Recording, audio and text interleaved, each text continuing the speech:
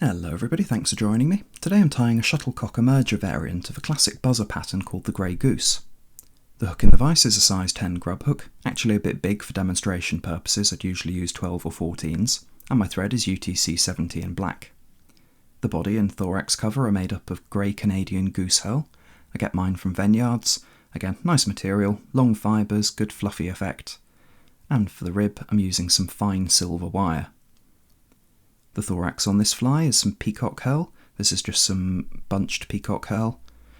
And for the shuttlecock wing I'm using 3 plumes of natural grey CDC. So let's get started.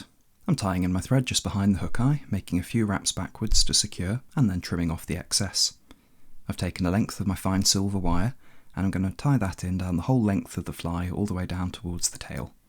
This is going to help build up a little bit of bulk. Like I said, I am tying this oversized for the purposes of filming. Ordinarily I'd recommend a size 12, 14 or 16. Here I've taken a pinch of about 5 of those goose herl fibres, and I'm tying them in right from the tips just down at the tail of the fly. There's only so much length to these fibres, and because I'm using a big hook I don't want to run out as I come up towards the thorax. And I've taken a little bit of time to build up a slightly chunky underbody.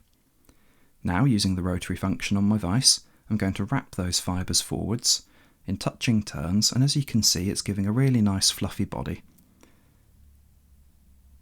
I'm nearly out of length here, but I just about make it, and I'm going to tie that down and secure everything with a few tight wraps. Then I can come in with my scissors and snip away the butt ends of those herls. One got away, but no matter, we can go back and trim it. Let's spin the thread flat and tidy up a little bit. And I can now come in with a rib. Now I want to be wrapping this the opposite way that I wrapped my herls, because by crossing over the fibres, it means that if anything gets broken or bitten through by a fish, the entire fly doesn't unravel. It's not the strongest material in the world, this goose herl. So I've made about 6 wraps there. I'm going to come back with my thread and tie off. Make a few tight thread wraps to secure, and then using my bobbin for support on the hook, I'm going to helicopter off that excess wire. Here I'm going to reposition my hook in the vise slightly. I'm finished down at the tail end of the fly, so having the thorax more level on this curved hook will make things easier for me. For the CDC, I've taken 3 nice puffs of natural grey CDC and lined them up so that the tips are even. I'm tying them in from the butt, and with a few loose thread wraps I can adjust for length, and once I'm happy, carry it down the excess and trim away. The idea on this fly is that it does have a fairly bulky thorax. The natural chironomids have a fairly chunky thorax and a skinny little body, so it doesn't really matter that there's a bit of bulk there. For the thorax cover I'm using a slightly wider section of the goose herl, about 6 or 8 fibres, and I'm just tying that in at the back of the thorax. I left it a little bit short, so it's a bit of a tricky one to tie down, but so long as everything's secure, it'll all work out in the end.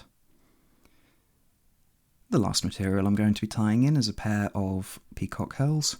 I've snipped away the brittle tips, and I'm going to tie these in from the tips so that we can spin them up for a little bit of extra strength. Now here I'm spinning them together and wrapping them forwards, and you can see it's making a nice iridescent chunky body for the fly. I'm happy with that, so let's make a few tight thread wraps to secure, break away the excess, and bring over that thorax cover. Made a couple of tight thread wraps, and then I can come in just behind the hook eye and secure off with my whip finisher.